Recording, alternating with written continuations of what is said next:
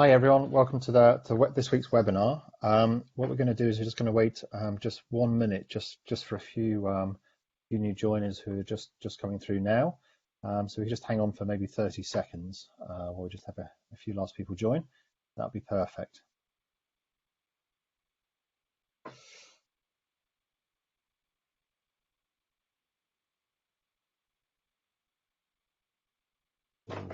All ready. So we'll start. Let's start. So thanks everyone for joining the COVID-19 utilities webinar sponsored by Just again. So we're now on week 2 in the series of what are going to be 3 webinars. And last week, just in summary, we talked quite a lot about consumer impacts, and we went through some data which Just had commissioned. Which was a survey of about 2,000 people on their view around whether they thought they'll fall into financial difficulties or not as a result of coronavirus, I mean specifically for the utilities industry. So last week we had a very interesting discussion through the results, the interesting results, good discussion. Some of the summary things we saw, so we saw around about 39% of people were concerned that they might fall into financial difficulties on an overall level. And it's quite interesting, there were higher rates amongst some of the younger demographic, in that sort of 18 to 24 age range, and then also in that sort of like middle age bracket as well, the 45 to 55 bracket as well. So it was sort of like it was dipped in the middle, and with those sort of people in those kind of demographics being more concerned. The other thing that I thought really came out from data and discussion last week was there was a definite bias towards repayment arrangements. I mean, people were very much, the feedback, people very much wanted to be in charge of their own finances and, just be given time to pay off any arrears, rather than subsidizing bills across the customer base, which was an alternative option, or even writing off the debt. And so there's quite a strong bias towards that, which I thought was interesting. And we talked quite a bit through that. Other topics that kind of came up last week were brand loyalty, and I think we'll talk a little bit about that today as well. So I mean, this very much being an opportunity to sort of drive brand loyalty amongst the consumer base. And also the other thing that came up a lot was open banking and the use of open banking as a way of, of gathering data and using that to really sort of understand what's going on. So a lot of great topics talked about last week. It was a great discussion, I think we came out with some really good thoughts. So this week, I mean, if last week was really around the consumer or the customer, this week we wanted the topic to be around the business and around companies and the business impacts, and it's really around reflecting on what we heard and then how to react. And so we're going to have a bit of a discussion today amongst the panel around that. Now, just before we start, same kind of housekeeping rules that we had last week. Just very quickly, so this session's been recorded, but it's not going to be shared. So everyone's safe to ask questions.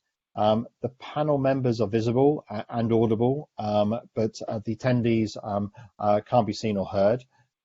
Everyone was muted on entry, and just ask the panel members again just to remain on mute unless you're speaking, just to minimize any sort of background noise. If you do interact, then please use the Q&A tab that's just on the right of your screen, just to pose any questions to the panel. So we're monitoring this throughout the session, and we'll try and pose those questions towards the end or throughout the session. And if you've got any kind of issues with technical issues, then please just use the moderated chat, and we're trying to fix anything there. If we don't get to all of the questions, then we will circulate any answers after the session to the attendees. And we're also happy to have any follow-up conversations as well, or discussions on an individual basis. So just please contact one of the team with us there. And we are going to ask a series of poll questions as well, just as we go through the discussion. So that's a chance to get everyone involved. So please watch your screen, look at the Q&A, the poll tab. Please vote, and we'll talk about the results. So without any further delay, let me just quickly reintroduce the panel again. So quickly, my name's Chris Warburton. I'm a principal consultant at Aram, and Aram are a consultancy, a leading consultancy. We're independent, offer a full suite of collections and recoveries services in the collections and recovery space. We've got Nick Georgiadis, who's the managing director of Just. So Just the UK's first marketplace for data analytics and high court enforcement solutions with specialism in utilities. We've got Ian Parry, maybe just give us a wave, Ian, who's the co-founder of Daisy Rock Consulting, and he works on the utilities sector. We've got next to him, we've got Martin Kirby, who's the head of credit risk and collections at Business Stream. We've got Jamie Waller, who's an entrepreneur and investor with countless years of experience in the utilities industry, happens to be the chairman of Just and Aram, wealth of experience there. And lastly, and by no means least, we've got Sandy Duckett.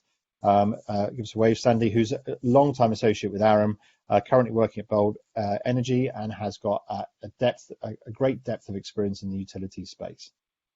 So let's start. So there should be on everyone's screen a presentation just to sort of help guide the discussion. And I say the question this week is really sort of like, how should utilities be treated post COVID-19? So we just go to the next page. Let that go through. And there's three topics that we're going to walk through. The first one was really around vulnerability. So we've talked a lot about vulnerability. Well, obviously, we've got a health crisis going through the population, but do we need a new definition of vulnerability for new times? Is the definition of vulnerability going to change? The next topic is then going to be around emerging risks. So that we've got change going through the landscape. Will this change the landscape around vulnerability? Will there be new risks that now need to emerge? And new behaviours we're going to see within our portfolio and our customer base that we need to react to. And so we're just going to sort of have a little bit of time sort of thinking about that. And then lastly was then just thinking about what action do we need to take. So how should we prepare? What do we need to do? What do we need to think about really to get ready for this sort of like the new normal that's coming up? So we go to the next page, which is just really around vulnerability. So we have a pretty standard definition of vulnerability. It's been around in the industry for a while, but really, I suppose the reflection now is just with such a large change and health crisis going through the world. Really, do we need a new definition of vulnerability? Is that something we now need to think about? And so what I'm going to do is just go through the panel members, and so I was going to go to Nick first and just talk a bit about do we need a new definition for vulnerability? Is this something we've got to think about? Nick, do you want to just quickly go through that? And Dom, just while we're answering that, do you want to put up the first poll question as well, just so people can have a look at that while we're chatting as well? So Nick, new definition? Sure.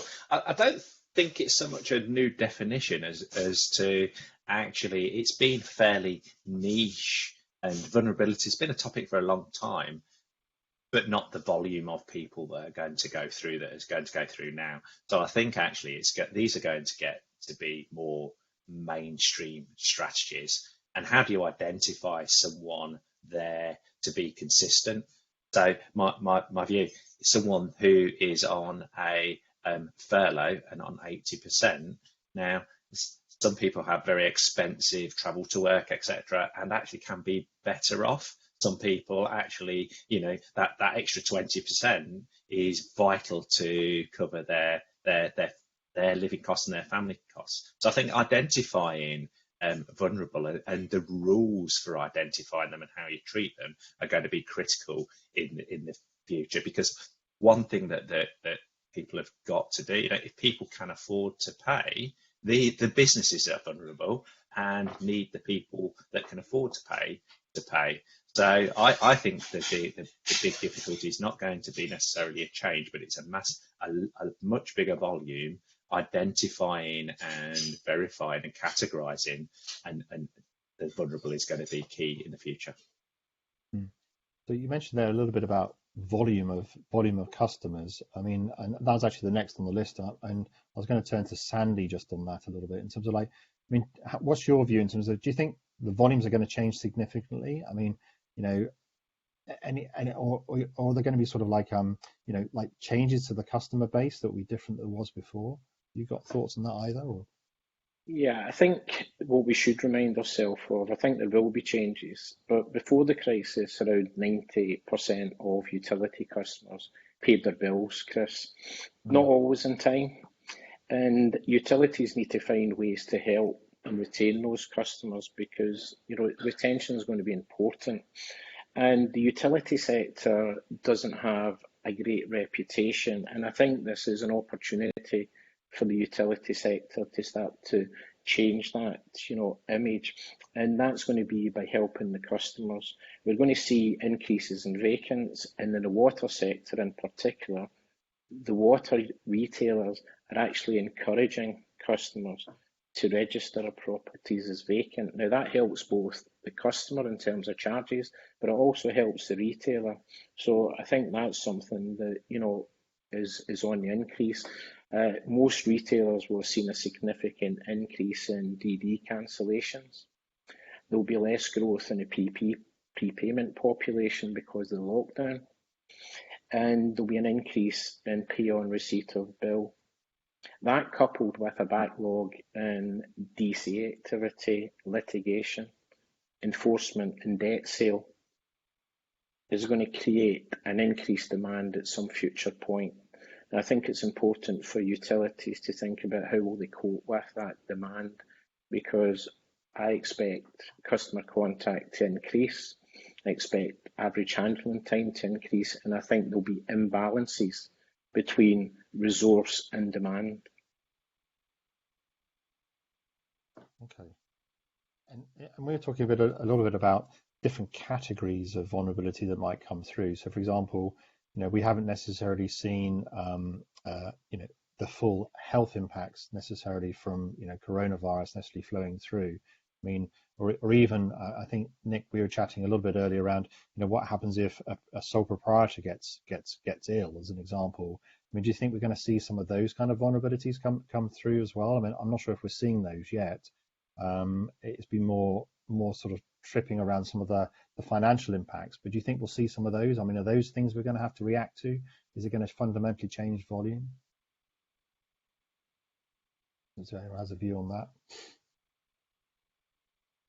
Martin, I don't know if you've got a view on that, just off the top of your head, or not really, Chris. I'm not sure it's going to change the volume so much. I think Sandy sort of frames it quite well there. That water organisations trying to go on the front foot have been more susceptible.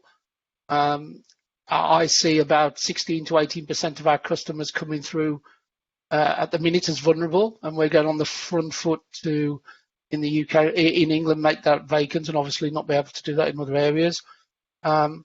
Volunteering, if you look at the data behind that, Chris, we're getting 3 or 4% of the customers that are volunteering to us that they're vulnerable, and we probably got more of that to come. But I guess there has to be a water provision, and so to me, the theme is just making sure that we have the correct approach to the vulnerability, and we really classify that correctly. And then we have a program to sort of see that through. So deferral, which is one that people have jumped on board, but deferral for me, not really a solution here. We've got a longer term problem that we need to plan for and plan a way out. So I think volume will stay. We just need to get really close to regulation. We just need to get close to the two markets from a business stream perspective, and we just really need to be clear on how we're going to plan our way out of that. So volume stays. We need a better plan. Chris, one of the points, just picking up what Martin's saying, because business stream are focused on business customers, as the name would suggest, that I think a new big tranche of vulnerable will be businesses, particularly sole traders and small medium enterprises. And I think it's important to look to see what we can do to support those businesses, because those businesses provide employment to people, and therefore we've got to look to see how can we support those businesses, and how can we adjust their payment plans so that they're more in control of that. So there's various technologies that haven't really been embraced yet, open banking, open accounting, so that we start to model the income to the payments that they can make. holding on to those customers is going to be key to ensuring that bad debt doesn't, really rise exponentially. I think I concur with that, Chris. I think Sandy gets it as well there, that utilising open banking and other methods which are, if you like, independent from the supplier, like Business Stream in the SME market or in that corporate market, using those tools has got to be the way forward. It's also pretty fair across the piece as well. So there's no spiking between what one company will accept and another company will accept. It'll sort of equalise that out. So I think Sandy again gets it right there. We have to get that fairness across all the market, especially in the business customer arena. Sorry, quick question from me, Martin. You talked about all companies treating people equally. If you've got the same information, what I've seen in history is different people with different information with the same information even make different decisions. How do you think the industry responds so that they are treating, a person's getting fair treatment, whoever their supplier is? I think that's a really strong question, Nick. I think we would want to look for more clarity from the regulator on how that looks, and how the regulator is going to support us as an organisation to support those as a business. I think if we're using open banking or third-party pieces that is going to assist us with that, I think we can all sort of get the correct balance of what vulnerability and what the correct level of assistance is required. I'm not sure there's a real answer to that at this point. We've just got to press harder for what the industry and the regulation believe should be fair, and then try and apply that to our customer base. But the worry, as Sandy outlines, is I've seen the number of businesses that we have noted go into a insolvency process in the last 6 weeks. The worry is that this is on the rise, and that we get to them prior to this, and that we assist them prior to this happening. So it's a real tricky dichotomy of making sure that your outbound approach to these customers is active now. You just can't wait to be on the receiving end of that.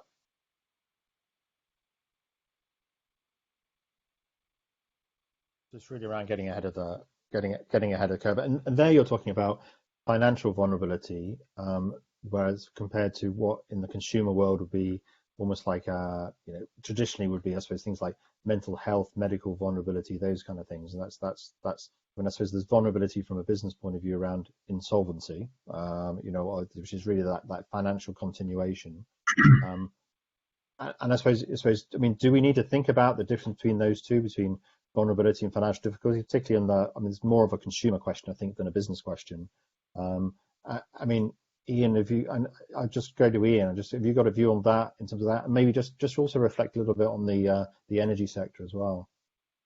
Yeah.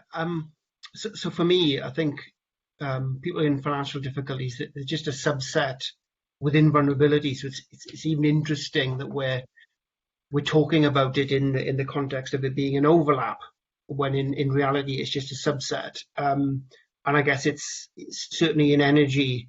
The vulnerability criteria is such a broad description, and rightly so, I guess. Certainly for me, it's sort of a number of years ago, I thought about vulnerability and thought we needed a tighter description, but now I think having a broader description that allows businesses to help people where possible is really handy. But it's also can be quite a difficult one from a business perspective to see vulnerable customers as difficult customers, whereas in reality, just because you're vulnerable doesn't mean you are going to be find it difficult to pay your bills. It could just be that you're hard of hearing, or you can't smell gas in a gas leak situation. So I think it's really important to understand the vulnerability and the action that you should be taking, if any at all, within there. So we're talking about vulnerability now in the context of financial difficulties. So we should be doing more right now with customers are having financial difficulty, and it's certainly going to be spiking the transient vulnerability for people that are furloughed or have lost their jobs, or even were in between jobs and lost a job opportunity. So yeah, I think it's a really interesting conversation around financial difficulty and vulnerability, and for me, it's just one is a subset of the other. Okay. I mean, if we just go to the poll question, because the poll's now answered, and we asked there just a question around what would be the key driver of claiming vulnerability during the COVID-19. I mean, really, I suppose some of that reflects what we've seen here, which is, job loss being the key concern, which is the economics driver. We do have 18% around, which is nearly 20% of people saying it's potentially an opportunity to avoid payment. I mean, what's the view of the panel there in terms of, do you think that's going to happen? I mean, I think there's probably a bit of a concern, sort of maybe behind closed doors, that, well, yeah, is this a reason to me not to pay my bills because I'm going to get some leverage, whether it's true or not? Yeah. Any views on that one? Yeah, I guess for me, I guess some of this is the people we've got on the call. We're, as collections professionals, sometimes we can get a bit jaded with having heard lots of stories and are expecting some people to try and avoid payment. Absolutely. So I'm not surprised by that number. I guess if we were to go into other parts of the business within energy companies, maybe that number wouldn't be quite so high. But as collections professionals, we're expecting that to happen a bit more. But maybe 20% of cases probably is a little bit high, I would say. Yeah. I concur a little bit with. Yeah, I concur a little bit with Ian. I think we saw that originally as well, whether it's 20% or it's a bit lower than that, but high volume of customers cancel their direct debit without any thought of the situation, their situation, or actually engaging. And one has to say, did they do that because of the climate and what we were experiencing? And quite a few of those, I mean, I'm talking, probably 60%, 70% of our customer base did that. And when we since engaged, then we put that methodology back in, and when we engage and discuss with it. So I think I'm not surprised it's 18%. And without a shadow of a doubt, given the tight working capital requirement of these organizations and some of the things that are not within their control, they will need every ounce of assistance, and they will see this as a way of making that happen. As a supplier, though, we need to try and assist these organizations, and we can only do that when we discover and get that full understanding. And if we can do that, the responsibility should be on us to trade with these organizations, and that will no doubt deliver brand loyalty. And I know we'll talk about that later, but it's trying to get out to the customer, understand his vulnerability, and then assess that, and then work with them to try and work through, and not just a knee jerk that they're not going to pay because they're in this climate. And we definitely have seen some of that, Chris. I mean, I suppose some of that, validating the vulnerability, particularly financial vulnerability I'm talking about, links back to the open banking point as well. So just one of the questions came up here is about, so we might see that with open banking or open accounting, particularly on the B2B side, but do you think we're going to see reluctance from a consumer side, or is that, we have seen that historically, but is that going to wane now? Is this the trigger that allows us to have more open banking and get more acceptance? I think the jury may be out. From a B2B side, I think the jury's obviously, it's been in the financial services for a while. It's now coming over to the SME market, and I think that's really great. I want it to happen as a credit manager, and I think Ian alludes to that. As a credit manager, if I've got a tool that tells me whether the organization can afford to pay my bills, or the plan that I need to gather, the data I need to gather to work out a plan for that organization, yes, please, I'll take that every day. That takes all the decision piece out, and it's something that we should try and work with. Whether or not that can come fast enough into that decision process over the next few weeks, I'm unsure. And whether or not customers will accept it, I think the acceptance by customers is going to be a big one as well. But for me, I think it's clear we should have it. Yeah. just on that, then I think for me it comes down to two things, really simple: trust. So would energy consumers believe that the energy company is going to use their open banking information in a trustworthy manner? Do they trust them enough to share that information? And I guess, secondly, what's in it for them? If it's just a way of obtaining a payment arrangement, they might not see that as a good way of handling things. If it's a way of avoiding a 50-page income and expenditure form, they might see the balance there. But yeah, I think it's a simple thing. Do they trust you enough to share that information, and what's in it for them as a result of it? So certainly, I mean, even on these calls, we've talked a lot about open banking, and I suppose it sounds like some things for us to think about around the acceptance and the adoption and those kind of things sort of coming up. So that'd be exciting to watch. We just move on to the maybe just the next slide. Next, want to just talk a little bit about emerging risks. So we've very much sort of a little bit got used to the situation we're in now. So we were definitely in react mode when it first happened and we all went into lockdown. We are now, we've sort of got into this sort of normal working pattern, at least up till the end of last week. We got used to working more remotely. Customers got used to it. They got into a bit more of a normal pattern. But now, obviously, on Sunday and today, we're now in the point where we're starting to see restrictions potentially being lifted. So there's more change that's coming down the pipe. And I suppose what we just wanted to talk about now is what does that new landscape look like? Are there any other behaviours that we might see, any other risks we might see that we've got to think about now?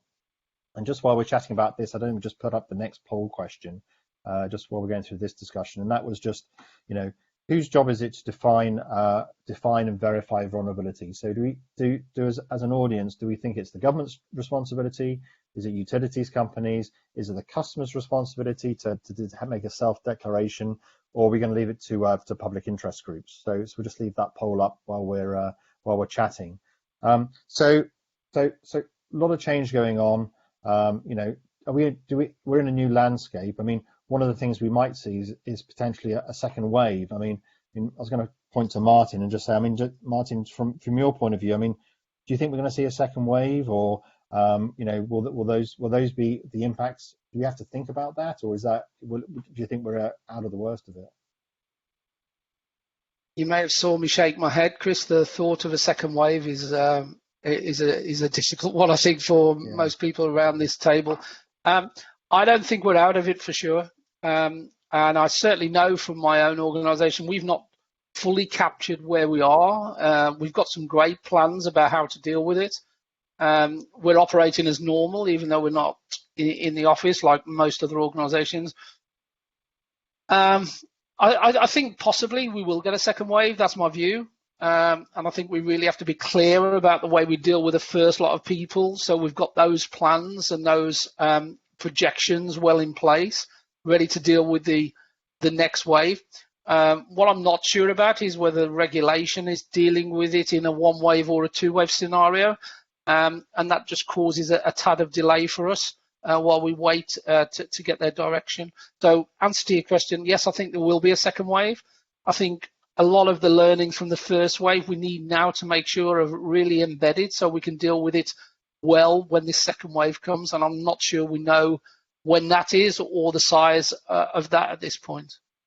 I think certainly from conversations that we've had, there was a lot of effort when the first wave happened to look after the employees, get them off site, make sure we had processes, make sure we could interact with people virtually. Do you think do you think there's more to do?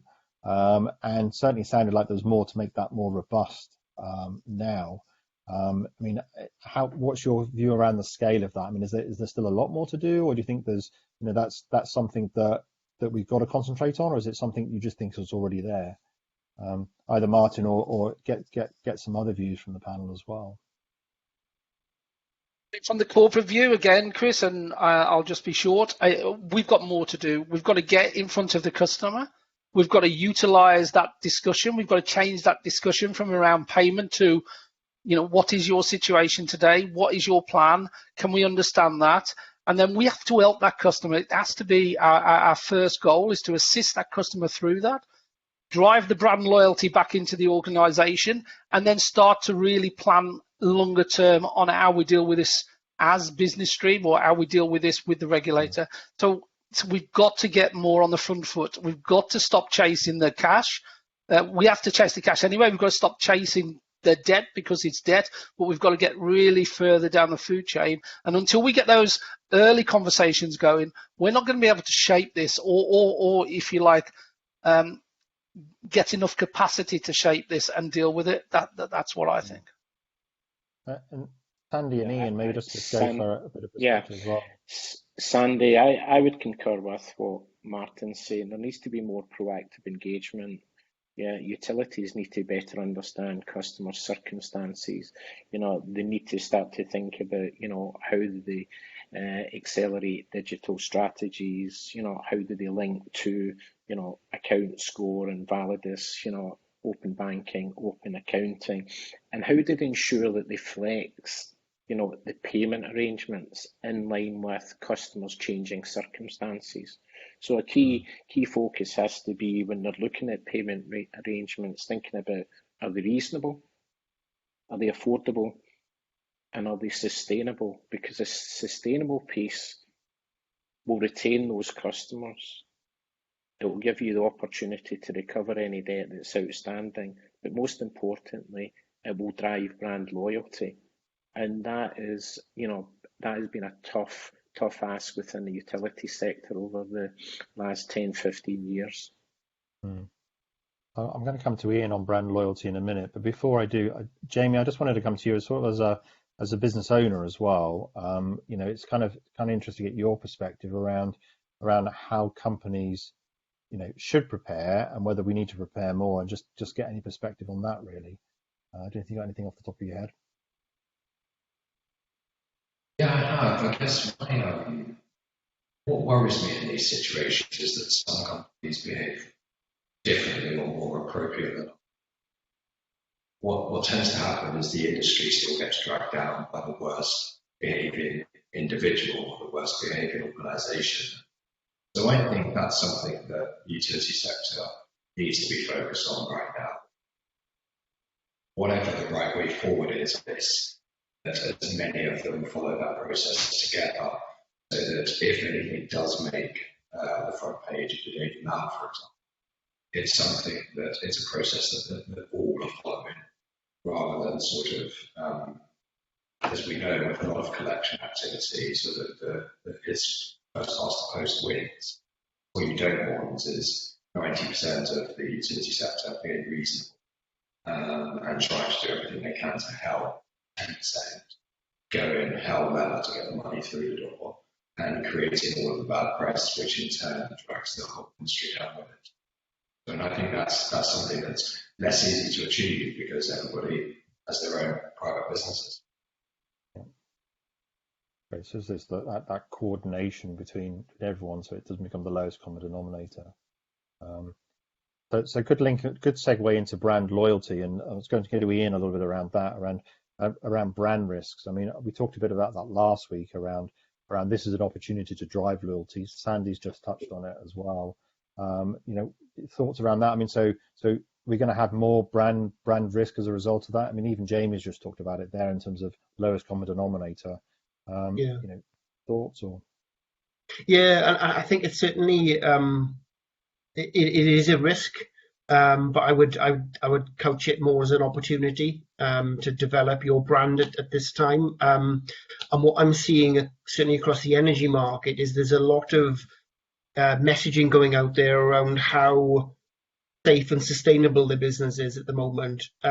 So here's what to do when you need to contact us. So we are still around. We're working from home. We've got your back. We'll keep the lights on for you. There's a lot of those messaging going around there, but there's less around any alternative or smart tariffs at the moment. So with so many smart meters in situ right now, I'm surprised that there hasn't been any sort of new tariffs coming out that sort of deal with the higher consumption that we're seeing right now.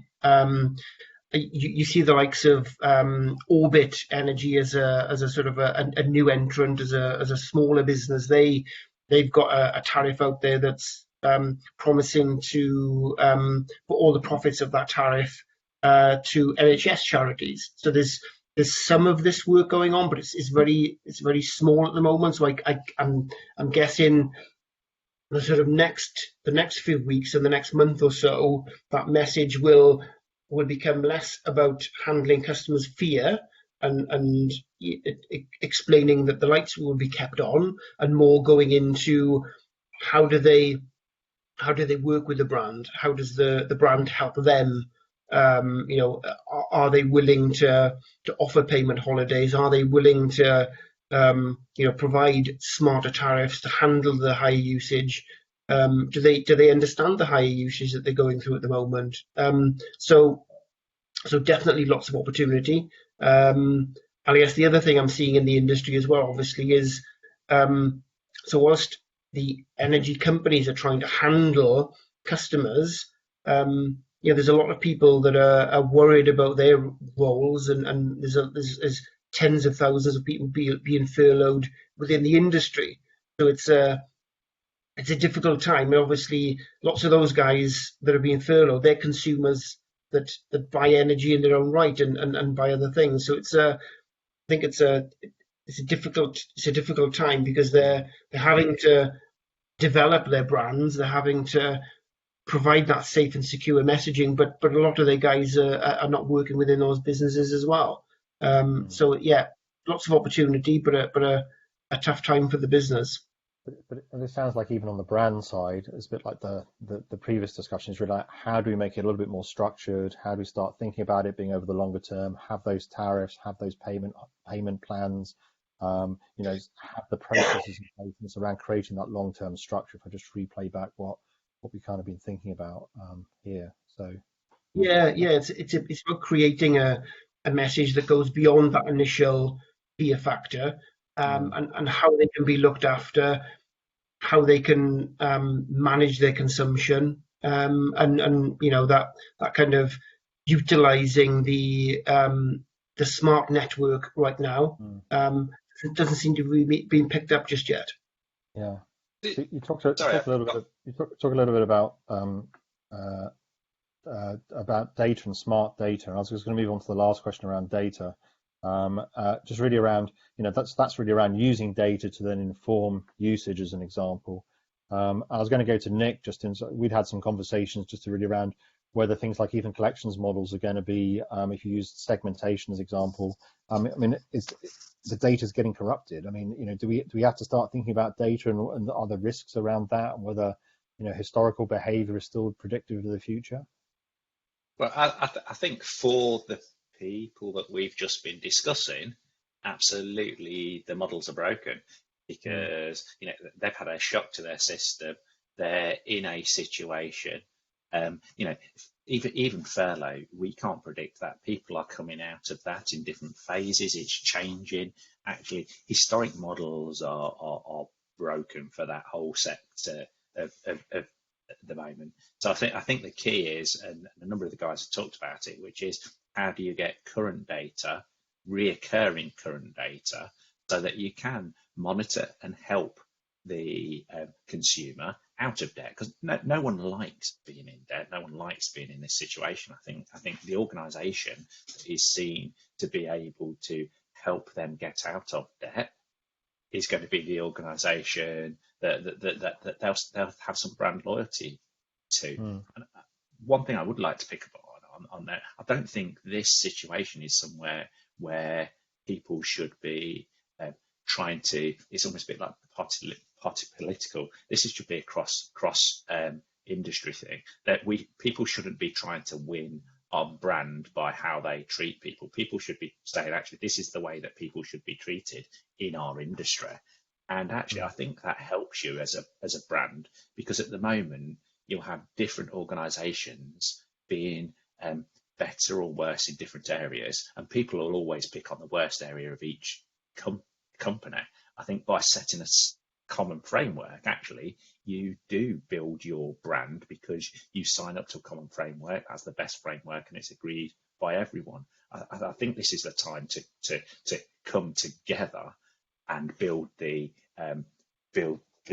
sector brand on this particular subject rather than build the company brand. Let me just get the view from the rest of the panel, because I think that's an interesting question, just really around, so as a utilities industry, we heard a little bit, so we should have the same approach as a sector. I mean, that's a way to build the brand. Is any other views on that in terms of like that's positive? I think we heard from Jamie earlier as well. But I mean, is that something that's doable? Is that something we can do as an industry? How do you think we're going to react to that? Any thoughts? Sandy? I think there is lots of opportunity to, collaborate across sectors, collaborate within the sector. I think one of the key things that has to happen is to start to, influence regulators. So to get the regulators thinking about, the longer term, because the longer term involves customers paying bills, otherwise those utility companies will start to fold, and that's important for competition. So, I think there's much more that utilities can do in terms of influencing the regulator, but that requires them to collaborate. And things that are non-competitive, Nick makes the point, treating people fairly, the vulnerable, shouldn't be something that is seen as competitive. It should be something that utilities do, and I don't think it starts to give away any competitive advantage if you're collaborating and trying to influence the regulator to drive things in the right way. My worry at the moment is that some of the messages are suggesting you don't need to pay your bill, and I think that is dangerous, because paying bills keep businesses going. And if we were to take a different approach to utilities as to other companies, it'd be the wrong thing to do, because it's a really important service that we provide within the utility sector. If we just go back to the poll, so whose job is it to define and verify vulnerability? I mean, that clearly comes out as being utility companies. And so it sounds like it's utility companies, but then we need to work together as an industry with the regulator to then try and get a common standard or a common treatment. That's what I kind of read with that. Is that kind of makes sense. Can I challenge that one comment about the regulator? Because I think the regulator steps in to protect when it needs to. I think if the industry, wouldn't it be a nice outcome if the industry did collaborate and the regulator felt it didn't even have to comment, because actually you're self-regulating. Yeah, just to come back on that, Nick, I agree with your sentiment. I think what often happens, because the regulator is a single body in both energy and water, then they tend to have first mover advantage, because the industry is typically, whilst it's influenced in certain areas, it's typically weighted on the regulator, coming out with, an edict or direction on something. And that's certainly what I've seen happen during this crisis. So the regulator has come out and said, this is what you will do, this is what you can't do. And I think more engagement between the utilities will improve that.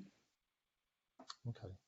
So I'm just conscious of time. I'm just going to go to the third topic, which is a little bit about actions and what do we need to do. So I know we've talked a little bit about that, around getting plans ready, etc. And I suppose just thinking about, I'm just going through some of the questions as well, just thinking about vulnerability in categories and segments within the customer base. One of the questions that came through is just really around, are we being clear enough around the nature of vulnerability? So, financial vulnerability, health, mental health. I mean, are those different categories? Are we capturing that information? Are those things we've got to think about? And what action do we need to take in place on that? I mean, Sandy, I don't know if you've got a view on that, maybe in terms of are there different categories we've got to think about going forward that we can sort of start segmenting the base or segmenting the customer base? I think the one I mentioned earlier, businesses, because we typically haven't considered businesses in terms of vulnerability. And the businesses create employment for people, and we need to think about how do we support those businesses. We've talked about the open accounting through Validus. So I think we need to start talking to those businesses. Businesses are more comfortable, or tend to be more comfortable sharing, data such as that. Individuals with open banking, I think, will take longer, but I think it's something that we need to think about. How do we help businesses? Okay. Any other thoughts, maybe just from a consumer point of view as well, in terms of are there other things we need to do or categories on the consumer side? Yeah, I was going to say, Chris, the categories I'm less concerned with. It's really for me a way of determining how you support people. So the categories are about saying, well, if you are hard of hearing, this is what we do with you. If you are financially constrained, this is what we do with you. If you have mental health issues, this is what we do with you. And of course that sort of, you end up going down a process driven mentality and a prescripted approach, whereas I think it's far more sensible to just, as a business, look out for your customers, care for your customers, and do the right thing by your customers based on what you're seeing and hearing in front of you. So if a customer is sharing how anxious they are about a certain situation, whether it be debt collection or application for a warrant of entry, then it's sort of making sure that the guys you have working at the front end are empowered enough to handle that situation and do the right thing, rather than kind of looking at a policy document or a category list and saying, well, this customer ticks this box, and this box, and this is what the process says. So I think having more flexibility in this situation is, for me, shows the maturity of the business and that you truly care for your customers, rather than having a more distinct policy and more categorization of vulnerability. Mm. Any other thoughts around identification? Like in terms of because you're saying there it's around talking with people. I mean, are there other areas we can do that? I mean, do people agree in terms of that's been the key thing for us to look at? It's just about having those person-to-person conversations.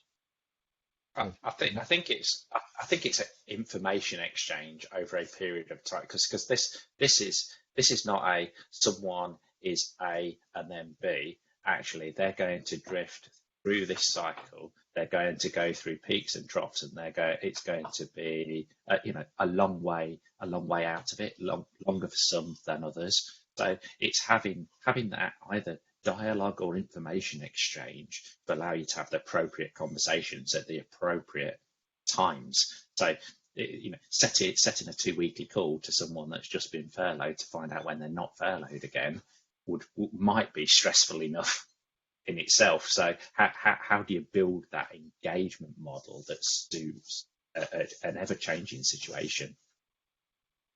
And I think we put monitor there. How do we monitor on there as well? If it's a discussion around that. So I think it is a very fast-changing situation. Think how it's changed over the last 6 weeks. I mean, and then how it could change in another 2 weeks. I mean, and so customer situations might change. And so I think that was the thought around that question around monitoring, which is, how do you stay in touch? How do you stay in touch? I mean, is there data? Is it a data opportunity? Is it the calling opportunities you were just talking about? Calling back, right? I think you talked earlier, and there was a conversation of why would someone enter into open banking? Well, one of the conversations I can have is, hey, I see you've been furloughed. Would you mind sharing open banking? If you allow me to have that, then I can monitor it. And I won't disturb you again until you've been unfurloughed. And I'll be able to see that, because I'll see that in your salary change, your bank account. It's something changing in the situation.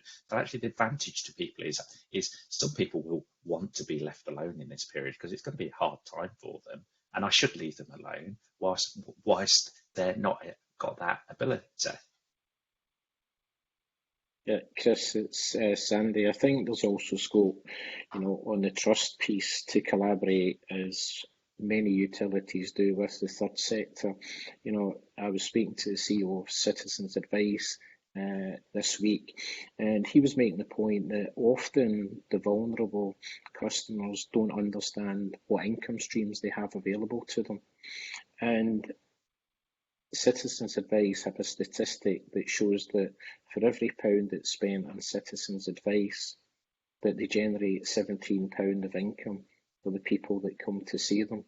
So I think there's scope to collaborate there, because very often the vulnerable don't understand what income is available to them, and if you can tap into open banking as well, you can start to understand that more. And the more you do that, the more trust that's built up, but it'll take time. I'm just going to go to questions, just because we're almost out of time. There's a couple of questions there around smart meters, and I think Ian, you mentioned it earlier as well, which is, should we be pushing smart meters earlier in the cycle? We know that particularly energy usage has gone up. So should we be encouraging like more frequent meter readings, of which smart meters is one way you can do it, I suppose. Anything proactive like that we could do, or? Yeah, so it probably combines two questions there, doesn't it, around meter readings and frequency, particularly during a consumer increase in usage and the collections benefit that has been asked. Certainly at the very beginning of the smart deployment, one of the big benefits in the business case was collections. It still holds true. It gives you the opportunity to understand usage as quickly as possible. It gives you the opportunity to switch from credit to prepayment and back to credit. So it gives you some flexibility there, notwithstanding understanding any vulnerabilities and suitability that the customer has to prepay. But it gives you lots of flexibility, but it also allows you in that process of arranging a smart meter fit, is the level of engagement and or the lack of engagement that you might gain from somebody. So if somebody's happy to have a smart meter fitted as a friendly fit rather than having it done as a warrant, then you've got an engaged customer, somebody that's willing to talk to you about their debt problems, and somebody that's looking for a solution, rather than somebody that is either burying their head in the sand or deliberately avoiding it. So it's a way of filtering through the system, and certainly some energy companies might offer some benefit as a result of that. So if the smart meter is fitted, they might reduce the debt by a certain amount as a result of that, because that allows them to manage the system better. Yeah. I suppose part of the challenge, some of the challenges is also going to be around, getting out of the having access for people to actually fit them. I remember I had a smart meter installation that got cancelled with one of the energy suppliers, and it was just because everyone went into lockdown, unfortunately. So I think that's still the case in the most part. I think they're still only doing emergency jobs at the moment. But I suppose you could prioritise some of the collections ones, and really just to gauge engagement, right, as part of that. I suppose that's always doable because it's a smaller population, I suppose. Yeah. Okay.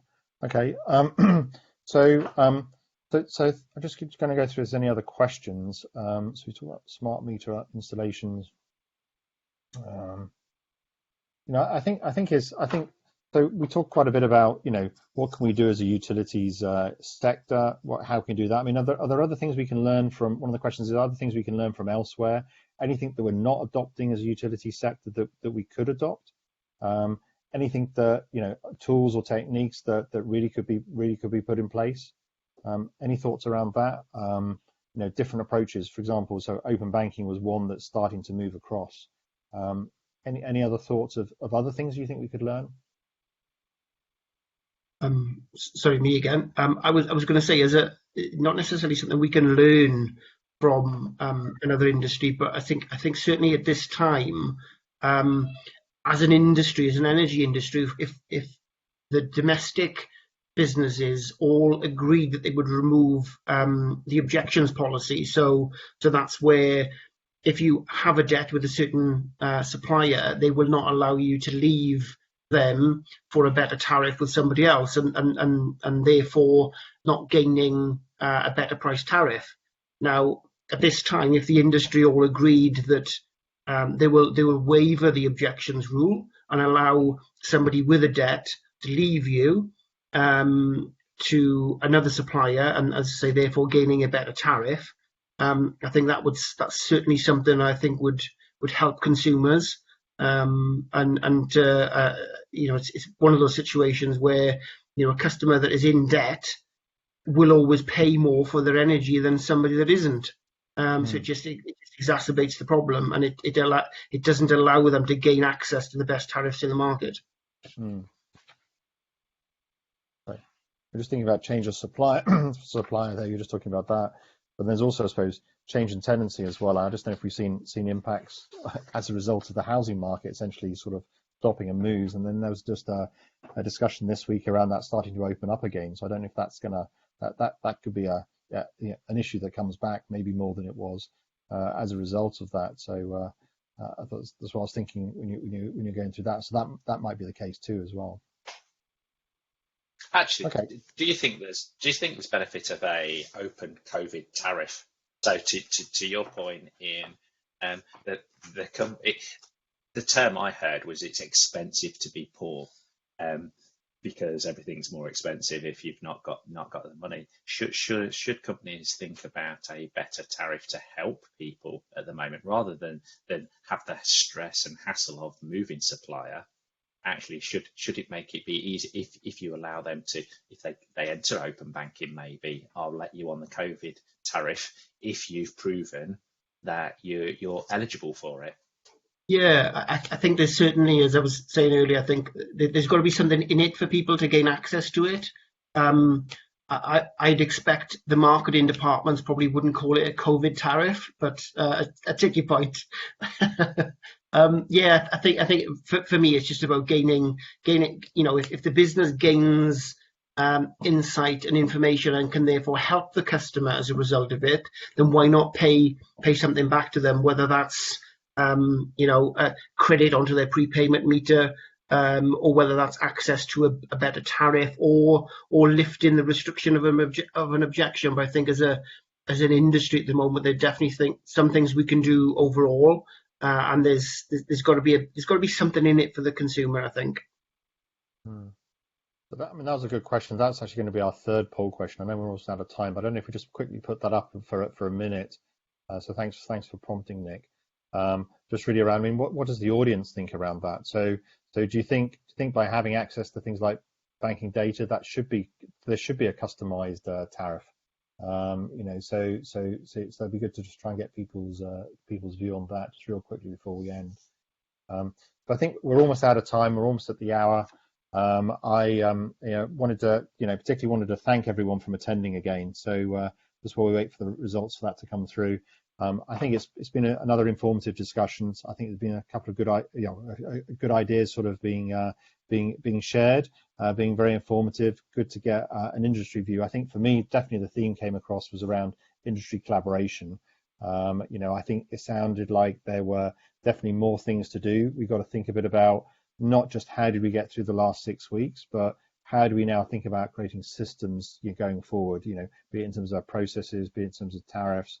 In terms of like how do we work with customers, because this potentially could be a longer haul, and I think it's really around how do we do that, and that can help build things like brand loyalty as well as protecting customers and putting customers first. And again, how do we think of that as an industry? Just going to the poll just real quick. It looks like we're getting a bit of a majority just really around people thinking that they really should be customized.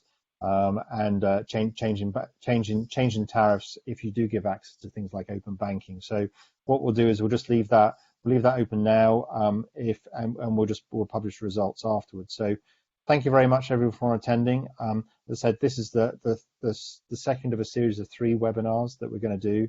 The next one, which is going to be next week, we're going to think a bit about the future and how do we then sort of land in this new normal, reflect on some of the things we talked a little bit about today.